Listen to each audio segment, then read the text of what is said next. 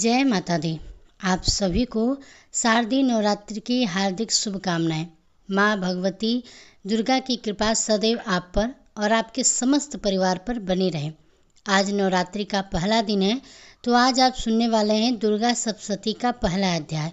इसके साथ ही कवच, अर्गला, कीलक और आरती, साथ ही क्षमा प्रार्थना, यह सभी चीज़ें आज के इस वीडियो में आप सभी को मिलने वाली हैं। तो वीडियो को अंत तक जरूर देखिएगा।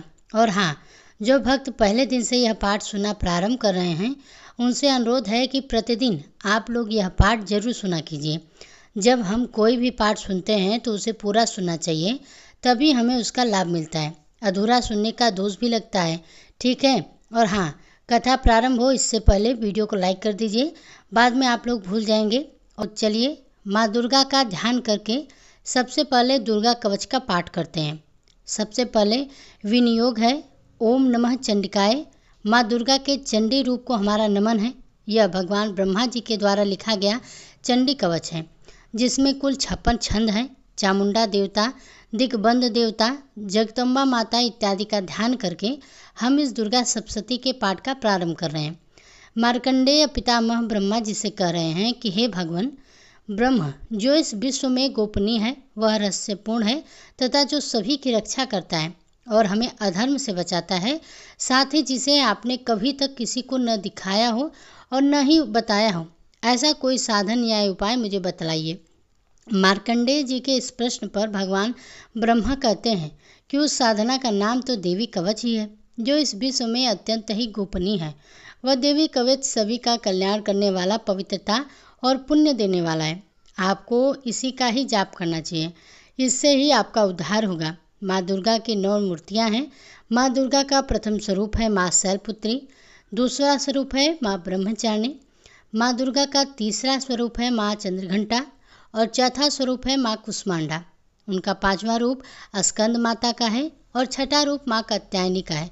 7वां रूप है माँ कालरात्रि का और 8वां स्वरूप जो महागौरी के नाम से प्रसिद्ध है। माँ दुर्गा का 9वां रूप है माँ सिद्धिदात्री। यही 9 दुर्गा के रूप हैं, जिसे भगवान ब्रह्मा के द्वारा वेदों के माध्यम से बताया गया है। जो मनुष्य अग्नि में जल रहा हो, सभी ओर से शत्रुओं से घिरा हो, विपरीत परिस्थितियों का सामना कर रहा हो और उस समय यदि वह माँ दुर्गा के शरण में जाता है तो उसका कभी भी बुरा नहीं हो सकता। अर्थात माँ दुर्गा का ध्यान किए जाने पर माँ दुर्गा उसकी हर परिस्थिति में सहायता करती हैं। यदि युद्ध का समय हो तो मनुष्य संकटों से घिरा हुआ हो तो भी माँ दुर्गा के प्रभाव से उसका कुछ भी बुरा नहीं होता। माँ दुर्गा उसके दुख, पीड़ा, भय इत्यादि का नाश कर देती हैं। जो भी भक्तगण माँ दुर्गा की भक्ति करता है, माँ दुर्गा अवश्य ही उन्हें अपने अभय दान प्रदान करती हैं। जो कोई भी देवी दुर्गा का ध्यान करता है, माँ दुर्गा उसकी हर प्रकार से रक्षा करती हैं और इस बात में कोई भी संशय नहीं है। चामुंडा माता का वाहन है प्रेत और वे उस पर सवारी करती हैं। वाराही माता का वाहन है भैंसा, इंद्री माता का वाहन है हाथी, तो वहीं वैष्णवी माता का वाहन है गरुड़।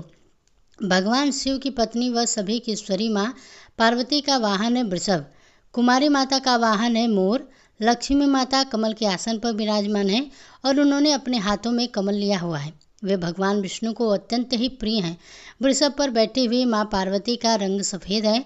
भगवान ब्रह्म की पत्नी माँ ब्राह्मणी या माँ सरस्वती हंस पर बैठी हुई हैं और सभी प्रकार के आभूषण पहने हुए हैं। इस प्रकार से माता रानी अपने भिन्न भिन्न स्वरूपों में सभी तरह के योग व शक्तियों को ली हुई हैं। उन्होंने कई प्रकार के आभूषण व रत्न पहने हुए हैं जो उनकी शोभा को बढ़ा रहे हैं। माँ दुर्गा का एक स्वरूप अत्यधिक क्रोध में रथ पर बैठा हुआ दिखाई देता है, जो दुष्टों का नाश करने के लिए है। वे अपने हाथ में शंख, सुदर्शन चक्र, गदा, हल, मूसल इत्यादि लिए हुए हैं। इसके अलावा उन्होंने अपने हाथों में खेक, तोमर, पशुपाश, त्रिशूल तथा उत्तम कोटि का धनुष भी लिया हुआ है। माँ दुर्गा दैत्यों, दुष्टों व राक्षसों का नाश कर देती हैं, भक्तों का कल्याण करती है तथा देवताओं सहित सदैव हित करती हैं। इसी उद्देश्य के तहत ही उन्होंने भिन्न भिन्न भांति के अस्त्र शस्त्र लिए हुए हैं। माँ दुर्गा के महारुद्र, प्रलयकारी, पराक्रमी, महाशक्तिशाली, अत्यधिक उत्साही तथा भय का नाश कर देने वाले इस रूप को हम सभी नमस्कार करते हैं। माँ देवी के उस प्रलयंकारी रूप की ओर देखना भी बहुत ही मुश्किल है, जो शत्रुओं का भय बढ़ाने का कार्य करता है। पूर्व दिशा में इंद्र देवी मेरी रक्षा करें। आग्नेय दिशा में अग्नि देवी मेरी रक्षा कीजिए। दक्षिण दिशा में वाराही माता, नित्य कोण में खड़ग धारणी माँ, पश्चिम दिशा में वारुणी देवी और वायव्य कोण में मृगवाणी देवी मेरी रक्षा कीजिए। उत्तर दिशा में माँ कुमारी, ईशान कोण में शूल धारणी, आकाश से अर्थात ऊपर से माँ ब्रह्मणी तथा नीचे अर्थात पाताल लोक से माँ वैष्णवी मेरी रक्षा कीजिए। राक्षसों के शवों को अपने वाहन के रूप में उपयोग में लाने वाली माँ चामुंडा देवी, आप 10 दिशाओं से मेरी रक्षा कीजिए। आगे से माँ जया तथा पीछे से माँ विजया, आप मेरी रक्षा कीजिए। माँ अजिता मेरे वाम भाग में और दक्षिण दिशा में अपराजिता देवी मेरी रक्षा करें।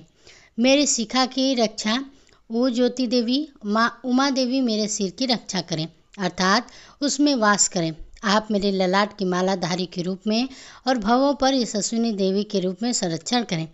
भवों के बीच में त्रिनेत्र के रूप में और नाक की यम घंटा के रूप में रक्षा करें। दोनों आँखों के बीच में शंख माता के रूप में और कानों के द्वारा वासनी के रूप में रक्षा करें। मेरे कमल कपाल कालिका के रूप में और कानों में मूल की सक्र देवी रक्षा करें। नासिका की सुगंधा देवी और होठ के ऊपरी भाग की चर्चिका देवी रक्षा करें। होठ के निचले भाग की रक्षा अमृत कला देवी और जीभ की सरस्वती देवी रक्षा करें। मेरे दांतों की कुमारी देवी, कंठ की चंद्रिका देवी, घंटिका चित्र घंटा देवी और तालु की महामाया देवी रक्षा करें। मेरी ठोड़ी की कामाक्षी देवी, वाणी की सर्वमंगला देवी, ग्रीवा की भद्रकाली तथा मेरुदंड की धनुधारिणी देवी रक्षा कीजिए। बाहरी कंठ की नील ग्रीवा देवी, कंठ नलिका की नल कुबेरी, कंधों की खड़ग देवी और भुजाओं की वज्रधारिणी देवी रक्षा करें। दोनों हाथों की देवी अंगुलियां की जगदम्बिका माता, नाखूनों की सुवेली देवी, पेट की कुलेश्वरी देवी रक्षा करें। स्तनों की महादेवी, मन की शोक पिशासिनी देवी, हृदय की ललिता देवी और उदर की शूलधारिणी देवी रक्षा करें। नाभि की कामिना देवी, गुहा की गुहेश्वरी व कामिका देवी तथा गोदा की महिषवासिनी देवी रक्षा करें। कटी भाग की भगवती देवी, घुटनों की बिंदवासिनी देवी, जांघों की महाबाला देवी रक्षा करें और सभी कामनाओं को पूरा करें। मेरी घुटिया की नरसिंही देवी, पैरों के आगे भाग की तेजस्वी देवी, पैरों की उंगलियों की श्रीदेवी और पैरों के तलों की तलवासिनी देवी, रोम छिद्रों की कावेरी देवी तथा त्वचा की बागेश्वरी देवी रक्षा करें। माँ पार्वती देवी मेरे रक्त मांस हड्डियाँ इत्यादि की रक्षा करें। आतों की कालरात्रि देवी और पितृ की मुकुट सवरी देवी रक्षा करें। पद्म कोशों की माँ पद्मावती देवी, कफ की चूड़ामणि देवी, नाखूनों की धार की ज्वालामुखी देवी और शरीर की संधियों की अविद्या देवी रक्षा करें। मेरे वीर की रक्षा माँ ब्राह्मणी देवी, छाया की छत्री शबरी देवी तथा धर्मधारिणी देवी मेरे अहंकार व मन और बुद्धि की रक्षा करें। हे माँ दुर्गा, आप मेरे प्राणों व्याध उदा की समान रूप से रक्षा करें। व्रजहस्ता देवी मेरे प्राणों की रक्षा करें और मेरा कल्याण करें। आप मेरी सभी इंद्रियों रस रूप गंध शब्द व स्पर्श में बसती हैं। हे नारायणी देवी, आप मेरे सत्व गुण रज गुण तमोगुण की रक्षा करें। मेरे आयु की वाराही देवी, वैष्णो देवी धर्म की, यश व कीर्ति की लक्ष्मी देवी तथा धन व विद्या की चक्रण देवी रक्षा करें। इंदिरा देवी मेरे गोत्र की, चंडी देवी मेरे पशुओं की, महालक्ष्मी देवी मेरे पुत्रों की और भैरवी देवी मेरी पत्नी की रक्षा करें। मेरे पथ की सुप देवी, उस मार्ग की क्षेम करी देवी, राजा के दरबार में महालक्ष्मी देवी तथा सभी जगह निवास करने वाली विजया देवी मेरे भय की रक्षा करें।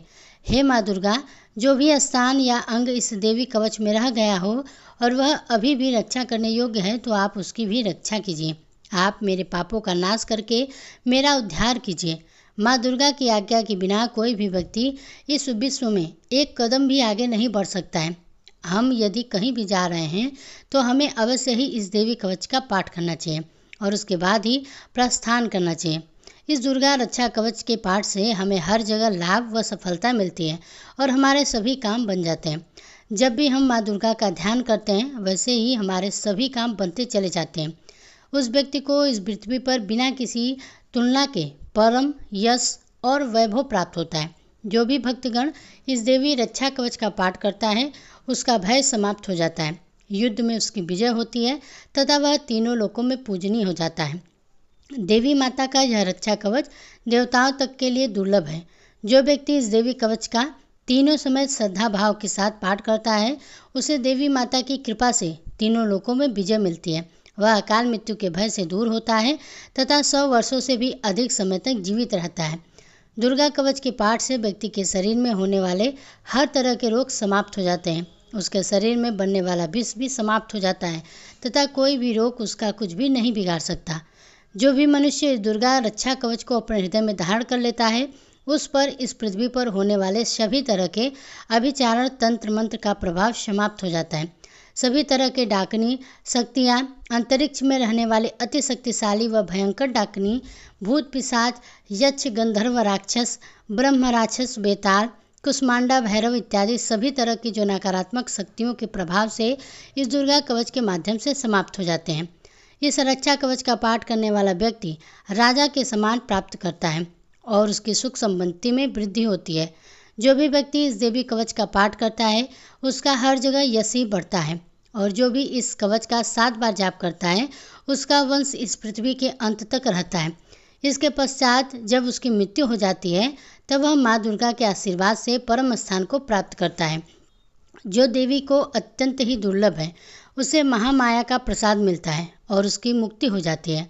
वह माँ दुर्गा के आशीर्वाद से सुंदर स्वरूप को धारण करता है और भगवान शिव के समान आनंद प्राप्त करता है। श्री देवी दुर्गा कवच संपूर्ण हुआ। ओम नमः चंडिकाय। माँ देवी नमस्कार है।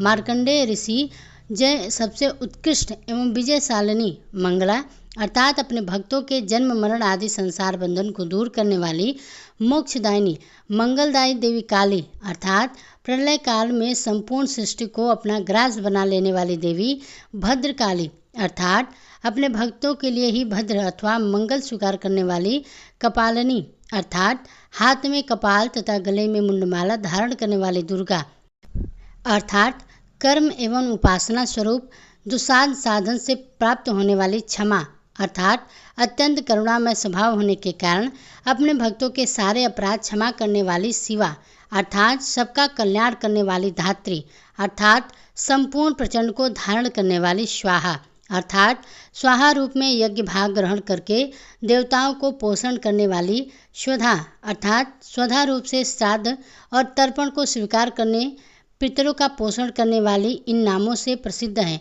हे जगदम्बे, तुम्हें मेरा नमस्कार है। हे देवी चामुंडे, तुम्हारी जय हो। संपूर्ण प्राणियों की पीड़ा हरने वाली देवी, तुम्हारी जय हो। सब में व्याप्त रहने वाली देवी, तुम्हारी जय हो। हे कालरात्रि, तुम्हें नमस्कार है। मधु और कैटब मारने वाली तथा ब्रह्मा जी को वरदान देने वाली देवी, तुम्हें नमस्कार है। तुम मुझे रूप दो, यश दो, जय दो, काम क्रोध आदि शत्रुओं का नाश करो। महिषासुर का नाश करने वाली तथा भक्तों को सुख देने वाली हे देवी, तुम्हें नमस्कार है। तुम रूप दो, जय दो, यश दो, काम क्रोध आदि शत्रुओं का नाश करो। रक्त बीज का वध तथा चंडमुंड का विनाश करने वाली हे देवी, तुम रूप दो, जय दो, यश दो और काम क्रोध आदि शत्रुओं का नाश करो। शुंभ और निशुंभ तथा धूम्रलोचन का मर्दन करने वाली हे देवी, तुम रूप दो, यश दो, यश दो और काम क्रोध आदि शत्रुओं का नाश करो।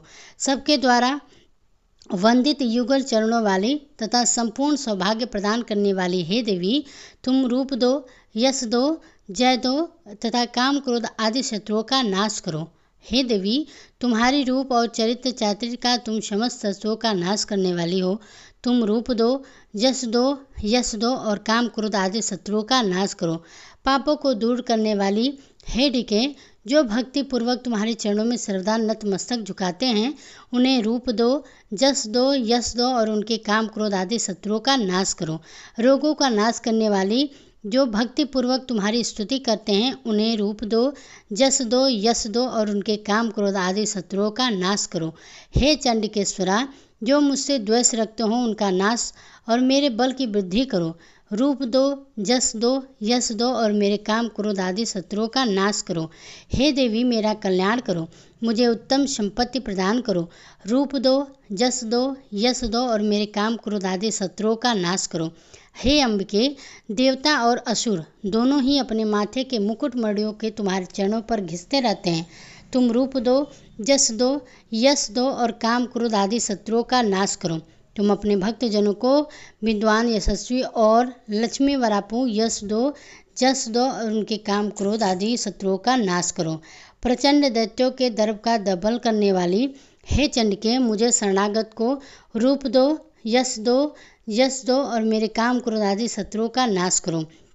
चतुर्मुख ब्रह्मा जी के द्वारा प्रशंसनीय परमेश्वरी, तुम रूप दो, यश दो, यश दो और काम आदि शत्रुओं का नाश करो। हे देवी अम्बिके, भगवान विष्णु नित्य निरंतर भक्ति पूर्वक तुम्हारी स्तुति करते रहते हैं। तुम रूप दो, यश दो, जस दो तथा काम क्रोध आदि शत्रुओं का नाश करो। हिमालय कन्या पार्वती के पति महादेव जी के द्वारा प्रशंसक होने वाली हे परमेश्वरी, तुम रूप दो, जस दो, यश दो और काम क्रोध आदि शत्रुओं का नाश करो। सचिपत्री इंद्र के द्वारा सद्भाव से पूजित होने वाली परमेश्वरी, तुम रूप दो, जस दो, यश दो और काम क्रोध वाले आदि शत्रुओं का नाश करो। प्रचंड भुजदंड वाले दैत्यों का घमंड चूर करने वाली हे देवी, तुम हमें रूप दो, यश दो, जस दो और काम क्रोध आदि शत्रुओं का नाश करते रहो। देवी अम्बिके, तुम अपने भक्त जनों को सदा असीम आनंद प्रदान करती रहो। मुझे रूप दो, यश दो, जस दो और मेरे काम क्रोध आदि शत्रुओं का नाश करो। मन के इच्छानुसार चलने वाली मनोहर पत्नी प्रदान करो, जो दुर्गम संसार सागर से तारने वाली तथा उत्तम कुल में उत्पन्न हुई हो। जो मनुष्य अर्गला स्रोत का पाठ करके सप्तशती रूपी महास्रोत का पाठ करता है, वह सप्तशती के जप संख्या से मिलने वाले श्रेष्ठ फल को प्राप्त करता है। साथ ही वह प्रचुर संपत्ति भी प्राप्त कर लेता है। कीलक स्रोत। ओम नमः चंडिका। मार्कंडेय ऋषि कहते हैं, चंडिका देवी को नमस्कार है। विशुद्ध ज्ञान ही जिसका शरीर है, तीनों वेद ही जिनके तीनों दिव्य नेत्र हैं तथा जो कल्याण प्राप्ति हेतु तथा अपने मस्तक पर अर्धचंद्र का मुकुट धारण करते हैं, उन भगवान शिव को नमस्कार है। मंत्रों का जो अभिल है तथा मंत्रों की सिद्धि में विघ्न उपस्थित करने वाले, श्राप रूपी कीलक का जो निवारण करने वाले हैं तथा सप्तशती स्रोत को संपूर्ण रूप से जानना चाहिए और जानकर ही उसकी उपासना करनी चाहिए। यद्यपि सप्तशती के अतिरिक्त अन्य मंत्रों के जप में जो निरंतर लगा रहता है, वह भी कल्याण का भागी होता है। उसके भी उद्घाटन आदि कर्म सिद्ध होते हैं तथा उसे भी समस्त दुर्लभ वस्तुओं की प्राप्ति हो जाती है। तथापि जो अन्य मंत्रों का जप ना करके केवल इस सप्तशती नामक स्रोत से ही देवी की स्तुति करते हैं, उन्हें स्तुति मात्र से ही सच्चिदानंद स्वरूपिणी देवी सिद्ध हो जाती हैं। उन्हें अपने कार्य की सिद्धि के लिए मंत्र, औषधि तथा अन्य किसी साधन के उपयोग की आवश्यकता नहीं रहती है। बिना ही उनके उद्घाटन आदि समस्त अभिचारक कर्म सिद्ध हो जाते हैं। इतना ही नहीं, उनके संपूर्ण अभीष्ट चिंतन मंत्रों की उपासना के समान ही रूप से सब कार्य सिद्ध हो जाते हैं। तब इनमें श्रेष्ठ कौन सा साधन है जो लोगों के इस शंका को सामने रखकर भगवान शंकर ने अपने पास आए हुए जिज्ञासु को समझाया है कि यह सप्तशती नामक संपूर्ण स्रोत ही सर्वश्रेष्ठ एवं कल्याणमयी चंडिका के सप्तशती नामक स्रोत को महादेव जी ने गुप्त कर दिया। सप्तशती के पाठ से जो पुण्य प्राप्त होता है उसकी कभी समाप्ति नहीं होती, परंतु अन्य मंत्रों से जब भी उत्पन्न पुण्य की समाप्ति हो जाती है। अतः भगवान शिव ने अन्य मंत्रों की उपेक्षा से जो सप्तशती की ही श्रेष्ठता का निर्णय किया, उसे यथार्थ ही जानना चाहिए। अन्य मंत्रों का जप करने वाला पुरुष भी यदि सप्तशती के स्रोत तथा जप का अनुष्ठान कर ले तो वह भी पूर्ण रूप से कल्याण का भागी होता है। इसमें तनिक भी संदेह नहीं है। जो साधक कृष्ण पक्ष की चतुर्दशी अथवा अष्टमी को एकाग्रचित होकर भगवती की सेवा में अपना सर्वस्व समर्पित कर देता है और जो फिर उसे प्रसाद रूप में ग्रहण करता है, उसी पर भगवती प्रसन्न होती है, अन्यथा उनकी प्रसन्नता नहीं प्राप्त होती। इस प्रकार सिद्धि के प्रतिबंधक रूप कील के द्वारा महादेव जी ने इस स्रोत को कीलक कर रखा है। जो पूर्णतया उसका परिहार करके ही सप्तशती का पाठ आरंभ करें, जो ऐसा नहीं करता उसका नाश हो जाता है। इसलिए कीलक और फल का ज्ञान प्राप्त करने पर ही यह स्रोत निर्दोष होता है और विद्वान पुरुष इन निर्दोष स्रोत का ही पाठ आरंभ करते हैं। स्त्रियों में जो कुछ भी सौभाग्य आदि दृष्टि गोचर होता है वह सब देवी के प्रसाद का रूप का फल है। अतः इस कल्याण में स्रोत का सदा जाप करना चाहिए। इस स्रोत का मंद स्वर से पाठ करने पर सर्व फल की प्राप्ति होती है। उच्च स्वर से पाठ करने पर पूर्ण फल की सिद्धि होती है। अतः उच्च स्वर से ही इसका पाठ आरंभ करना चाहिए। जिनके प्रसाद में ऐश्वर्य, सौभाग्य, आरोग्य, संपत्ति, शत्रुनाश तथा परम मोक्ष भी सिद्धि होती है, उस कल्याणमयी जगदम्बा की स्तुति मनुष्य क्यों नहीं करते। और अब माँ भगवती दुर्गा का मन में ध्यान करते हुए ओम नमः चंडिकाय मंत्र का उच्चारण कीजिए और पूरे भक्ति भाव से दुर्गा सप्तशती के प्रथम अध्याय का श्रवण करते हैं। और अब आप माँ दुर्गा भगवती का अपने मन में ध्यान करते हुए प्रथम अध्याय का श्रवण करिए। इस अध्याय में मेधा ऋषि का राजा सूरत और समाधि को देवी की महिमा बताते हुए मधुकैटभ वध का प्रसंग। मार्कंडेय ऋषि बोले, सूर्य के पुत्र स्वावणी की उत्पत्ति की कथा विस्तार पूर्वक कहता हूँ, सुनो। सावणी महामाया की कृपा से जिस प्रकार मधवंतर के स्वामी हुए उसका भी हाल सुनो। पहले स्वराच्युत नामक राज्य था। वह प्रजा को अपने पुत्र के समान मानते थे, तो भी कोलाध्वंसी राजा उनके शत्रु बन गए। दुष्टों को दंड देने वाले राजा सूरत की उनके साथ लड़ाई हुई। कोला विध्वंसियों के साथ संख्या कम होने पर भी राजा सूरत युद्ध में उनसे हार गए। तब वह अपने नगर में आ गए। केवल अपने देश का राज्य ही उनके पास रह गया और वह उसी देश के राजा होकर राज्य करने लगे। किंतु उनके शत्रुओं ने उन पर वहां आक्रमण कर दिया। राजा को बलहीन देखकर उसके दुष्ट मंत्रियों ने राजा की सेना और खजाना अपने अधिकार में कर लिया। राजा सूरत अपने राज्याधिकार को हार कर शिकार खेलने के बहाने घोड़े पर सवार होकर वहां से एक भयंकर वन की ओर चल गए। उस वन में उन्होंने महर्षि मेधा का आश्रम देखा। वहां मेधा महर्षि अपने शिष्यों तथा मुनियों से सुशोभित बैठे हुए थे और वहां कितने ही हिंसक जीव परम शांति भाव से रहते थे। राजा सूरत ने महर्षि मेधा को प्रणाम किया और महर्षि ने भी उनका उचित सत्कार किया। राजा सूरत महर्षि के आश्रम में कुछ समय तक ठहरे। अपने नगर की ममता के आकर्षण से राजा अपने मन में सोचने लगे कि पूर्व काल में पूर्वजों ने जिस नगर का पालन किया था वह आज मेरे हाथ से निकल गया। मेरे दुष्ट एवं दुरात्मा मंत्री मेरे नगर की अब धर्म से रक्षा कर रहे होंगे या नहीं। मेरा प्रधान हाथी जो कि सदा मद की वर्षा करने वाला और शूरवीर था, मेरे वैरियों के वश में हो जाने के कारण क्या दुख भो रहा होगा। मेरे आज्ञाकारी नौकर जो मेरी कृपा से धन और भोजन पाने से सदैव सुखी रहते थे और मेरे पीछे चलते थे, वह अब निश्चय ही दुष्ट राजाओं का अनुसरण करते होंगे और मेरे दुष्ट एवं दुराचारी मंत्रियों द्वारा व्यर्थ ही धन को व्यय करने में संचित किया हुआ मेरा खजाना एक दिन अवश्य खाली हो जाएगा। इस प्रकार की बहुत सी बातें सोचता हुआ राजा निरंतर दुखी रहने लगा। एक दिन राजा सूरत ने महर्षि मेधा के आश्रम के निकट एक वैश्य को देखा। राजा ने उससे पूछा, भाई तुम कौन हो? यहाँ तुम्हारे आने का क्या कारण है और तुम मुझे शोकाग्रस्त अनमने से दिखाई क्यों दे रहे हो? इसका क्या कारण है?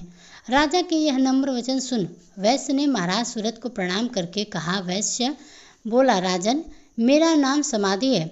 मैं धनियों के कुल में उत्पन्न एक वैश्य हूँ। मेरे दुष्ट इष्टि पुतात्रिगणों के लोभ से मेरा सब धन छीन लिया और मुझे घर से निकाल दिया। मैं इस प्रकार से दुखी होकर इस वन में चला आया और यहाँ पर रहता हुआ मैं इस बात को भी नहीं जानता कि अब घर में इस समय सब कुशल हैं या नहीं। यहाँ मैं अपने परिवार का आचरण संबंधी कोई समाचार भी नहीं पा सकता कि वह घर में इस समय कुशल पूर्वक हैं या नहीं। मैं अपने पुत्रों के संबंध में यह भी नहीं जानता कि वह सदाचारी हैं या दुराचारी में फंसे हुए हैं। राजा बोले कि जिस धन के लोभी स्त्री पुत्रों ने तुम्हें घर से निकाल दिया, फिर भी तुम्हारा चित्त उनसे क्यों प्रेम है?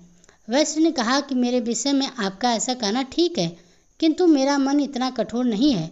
यद्यपि उन्होंने धन के लोभ में पकड़कर पितृ स्नेह को त्याग कर मुझे घर से निकाल दिया है, तो भी मेरे मन में उनके लिए कठोरता नहीं आती। हे महामते, मेरा मन फिर भी उनमें क्यों फंस रहा है? इस बात को जानता हुआ मैं नहीं, मेरा चित्त उनके लिए दुखी है।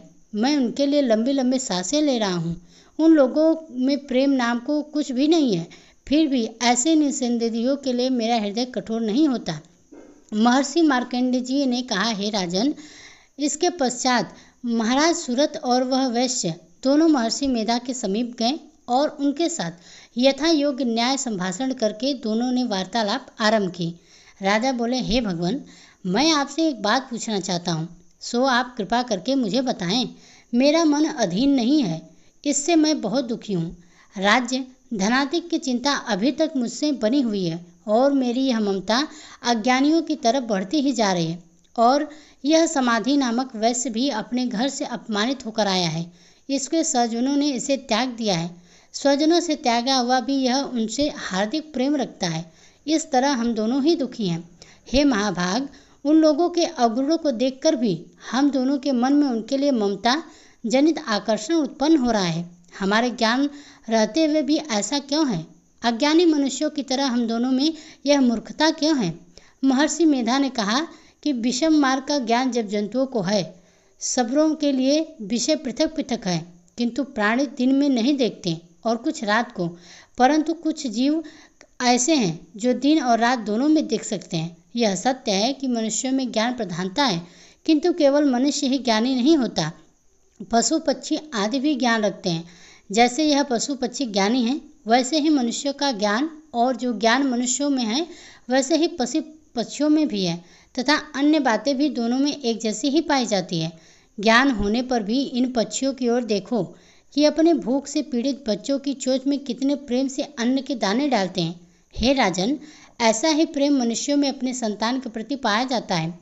लोभ के कारण अपने अपकार का बदला पाने के लिए मनुष्य पुत्रों की इच्छा करते हैं और इस प्रकार मोह के गड्ढे में घिरा करते हैं। भगवान श्री हरि की जो माया है, उसी से यह संसार मोहित हो रहा है।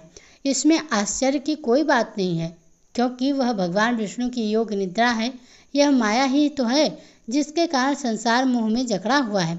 यही महामाया भगवती देवी ज्ञानियों के चित्त को बलपूर्वक खींचकर मुंह में डाल देती हैं और उसी के द्वारा संपूर्ण जगत की उत्पत्ति होती है।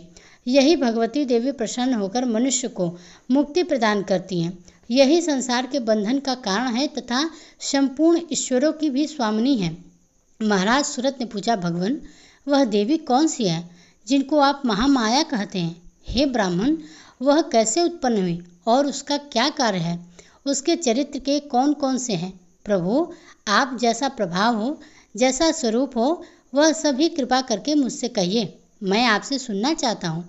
महर्षि मेधा बोले, हे राजन, वह देवी तो नित्य स्वरूपा है, उसके द्वारा यह संसार रचा गया है, तब भी उसकी उत्पत्ति अनेक प्रकार से होती है। वह सब आप मुझसे सुनो। वह देवताओं का कार्य सिद्ध करने के लिए प्रकट होती है। उस समय वह उत्पन्न हुई कलाई है। संसार को जलमय करके जब भगवान विष्णु योग निद्रा का आश्रय लेकर शेष शैया पर सो रहे थे, तब मधुकैटभ नामक 2 असुर उनके कानों के मैल से प्रकट हुए और वह श्री ब्रह्मा जी को मारने के लिए तैयार हो गए। श्री ब्रह्मा जी ने जब उन दोनों को अपनी ओर आते देखा और यह देखा कि भगवान विष्णु योग निद्रा का आश्रय लेकर सो रहे हैं, तो वह उस समय श्री भगवान को जगाने के लिए उनके नेत्रों के निवास करने वाली योग निद्रा की स्तुति करने लगे।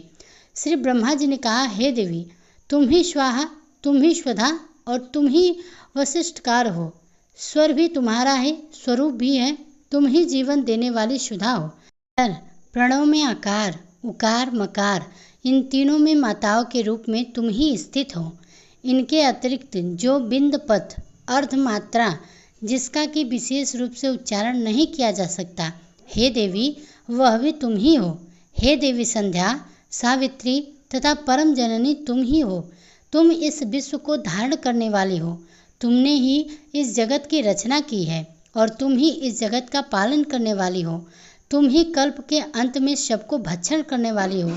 हे देवी, जगत की उत्पत्ति के समय तुम सृष्टि की रूपा होती हो, पालन काल में स्थिति रूपा हो और कल्प के अंत में संहार रूप धारण कर लेती हो।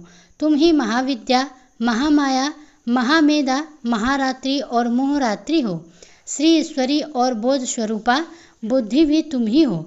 लज्जा, पुष्टि, तुष्टि, शांति और क्षमा भी तुम ही हो। तुम खड्ग धारणी, शूल धारणी, घोर रूपा तथा गदा, चक्र, शंख और धनुष को धारण करने वाली हो। बाण, विशुंडी और पडिग यह भी तुम्हारे ही अंश है और सौम्य तुम हो, सौमांतर हो। यही नहीं बल्कि जितनी भी सौम्य तथा सुंदर वस्तुएं हैं इस संसार में, उन सबसे बढ़कर सुंदर तुम हो और अपर सबसे पर रहने वाली सुंदर तुम ही हो। हे सर्वस्वरूपे देवी, जो भी सतज पदार्थ हैं और उनमें जो शक्ति है वह भी तुम हो। ऐसी अवस्था में भला तुम्हारी स्तुति कौन कर सकता है। इस संसार की सृष्टि, पालन और संहार करने वाले जो भगवान हैं, उनको भी जब तुमने निद्रा के वशीभूत कर दिया है तो फिर तुम्हारी स्तुति कौन कर सकता है। मुझे भगवान विष्णु तथा भगवान शंकर को शरीर धारण कराने वाली तुम ही हो। तुम्हारी स्तुति करने की शक्ति किसमें है। हे देवी, तुम हो अपने इन उदार प्रभाव के कारण ही प्रशंसनीय हो। मधु और कैटभ जो भयंकर असुर हैं, इन्हें मोह में डाल दो और श्री हरि भगवान विष्णु को भी जल्दी से जगा दो और उनमें उनको मारने डालने की बुद्धि भी उत्पन्न कर दो। महर्षि मेधा बोले, हे राजन, जब श्री ब्रह्मा जी ने देवी से इस प्रकार स्तुति करके भगवान को जगाने तथा मधु और कैटभ को मारने के लिए कहा, तो वह भगवान श्री हरि विष्णु के नेत्र, मुख, नासिका, बाहु, हृदय और वक्ष स्थल से निकलकर ब्रह्मा जी के सामने खड़ी हो गई। उनका ऐसा करना था कि भगवान श्री हरि तुरंत जाग उठे और दोनों असुरों को देखा, जो कि अत्यंत ही बलवान और पराक्रमी थे और मारे क्रोध के जिनके नेत्र लाल हो रहे थे और जो ब्रह्मा जी का वध करने के लिए तैयार थे। तब क्रुद्ध हो उन दोनों दुरात्मा असुरों के साथ भगवान श्री हरि पूरे 5,000 वर्ष तक लड़ते रहे। एक तो वह अत्यंत बलवान तथा पराक्रमी थे, दूसरे महामाया ने भी उन्हें मोह में डाल रखा था। अतः वह श्री भगवान से कहने लगे, हम दोनों तुम्हारी वीरता से अत्यंत ही प्रसन्न हैं, तुम हमसे कोई वर मांगो। भगवान ने कहा, यदि तुम मुझ पर प्रसन्न हो तो अब तुम मेरे हाथों से मर जाओ। बस इतना सा ही वर मैं तुमसे मांगता हूँ, यहाँ दूसरे वर से क्या प्रयोजन है। महर्षि मेधा बोले, इस तरह से जब वह धोखे में आ गए और अपने चारों ओर जल ही जल देखा तो भगवान श्री हरि से कहने लगे, जहाँ पर जल ना हो, सूखी जमीन हो, उसी जगह हमारा वध कीजिए। महर्षि मेधा कहते हैं, तथास्तु कहकर भगवान श्री हरि ने उन दोनों को अपनी जांघ में लिपटाकर उन दोनों के सिर काट दिए। इस तरह से यहाँ देवी श्री ब्रह्मा जी की स्तुति करने पर प्रकट हुई। अब यह तुमसे उनके प्रभाव का वर्णन करता हूँ, सो सुनो।